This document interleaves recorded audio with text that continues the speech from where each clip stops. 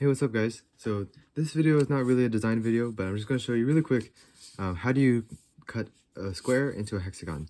This comes up quite often when you're doing hex pleating, so for tessellations or some models like those of Beth Johnson, it might come up. I usually don't do it too much, but when it does, this is usually the way I do it. So what you're going to do is you're going to fold it in half diagonally, then you're going to fold it in half this way and just pinch that part to get that middle point. Then what you're going to do is you're going to fold just one side, just fold one side up and pinch that along the edge. And then you're going to actually do that on both sides. So that basically what's happened is that we've made like a little sub-square here. Now if you know the trick to divide a square into 30-degree angles, we're basically going to do that. So what I'm going to do is I'm going to fold this in half, which in the total square, this is really making fourths. And what I'm going to do is I'm going to take one of these points, this one, and fold it up to, sorry, I'm actually going to take this other one, I'm going to take this one and fold it onto the line. Make sure to hinge around this point here.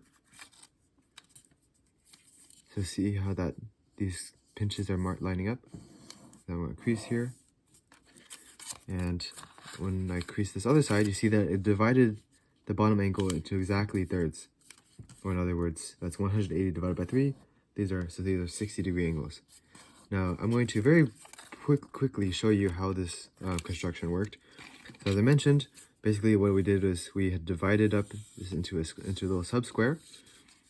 And then when we fold this in half, what could have happened is if I folded this corner onto it, let's say this is length 1, then when I fold this one up to that line, or here, that means this length is also 1. This is 1 because it's an isosceles triangle. And so we have here an equilateral triangle, and that means that this angle is 60. And then when I fold this over, that's 30, right? So basically, it doesn't really matter if you understand how that works. All you need to know is that once you have this, or you could have even eyeballed this and just divide this into thirds by eyeball. What you're going to do is get this onto a cutting mat, and I'm going to line this up so this and this are on a horizontal line, and I'm going to take my straight edge and cut along a vertical line.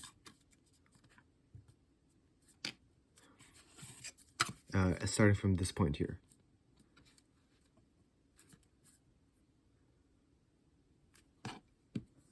And as always, when you're cutting with a knife and straight edge, you might have to take multiple passes to cut through all the layers.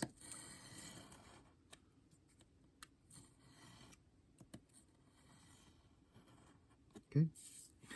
So, and that's it. When we unfold it, we now have a perfect hexagon.